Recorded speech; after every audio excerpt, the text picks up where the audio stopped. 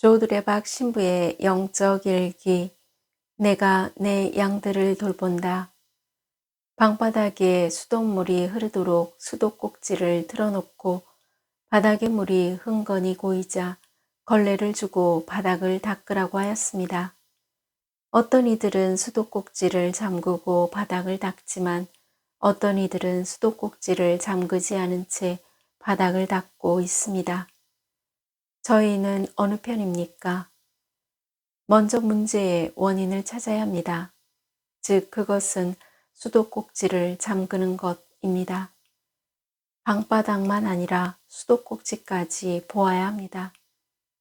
다시 말하자면 무슨 일을 하든지 전체를 보아야 합니다.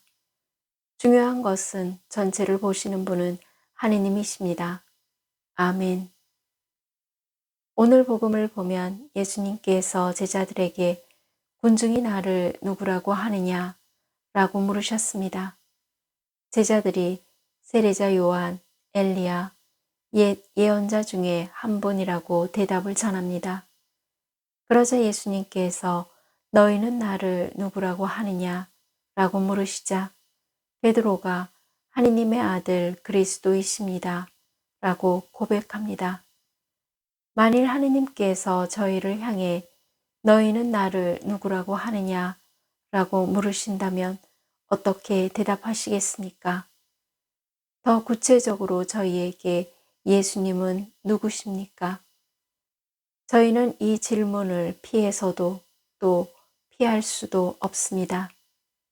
예수님은 하느님의 아들 그리스도이십니다. 그분은 저희의 죄를 용서하기 위하여 십자가를 짊어지고 죽으셨으나 죽은 자들 가운데서 사흘 만에 다시 살아나셨습니다. 다시 살아나셔서 부활 희망을 주시며 그분이 곧 길이요 진리요 생명이라고 말씀하셨습니다.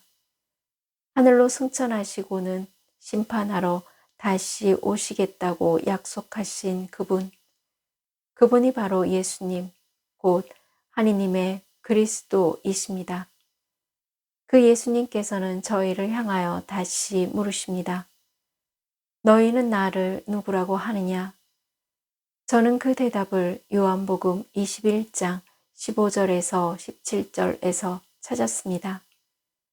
예수님께서 당신을 배신했던 베드로에게 용서와 자비의 은총을 베푸시고자 너 나를 사랑하느냐? 라고 3번씩 물으셨습니다. 그리고 예수님께서는 예, 사랑합니다. 라는 베드로의 대답을 3번 들으시고 내 양들을 돌보아라 라고 말씀하셨습니다. 바로 예수님께서 베드로에게 맡긴 양들은 베드로가 아니라 하느님의 그리스도이신 예수님께서 직접 내가 내 양들을 돌본다 라는 말씀입니다. 그 양들 안에는 베드로와 저희 자신도 들어있다는 말입니다. 그러므로 예수님의 말씀을 듣고 따라 나서는 은혜로운 양들이 대답합니다. 예수님, 당신은 저희 양들을 돌보시는 착한 목자이십니다. 아멘.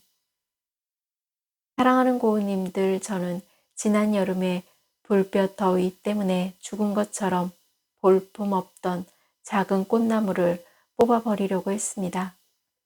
그런데 비가 오고 바람에 불어서 뽑지 못하였습니다. 얼마 후에 비가 오고 찬바람이 불더니 작은 꽃나무가 언제 그랬냐는 듯이 잎이 싱싱하게 다시 자라나는 것입니다. 제가 죽었다고 생각했던 작은 꽃나무가 죽은 것이 아니라 생명이 있었습니다. 그리고 저는 죽었다고 생각했던 작은 꽃나무가 살아나는 것을 보면서 살아있음의 가치에 대해 자명하게 깨달았습니다.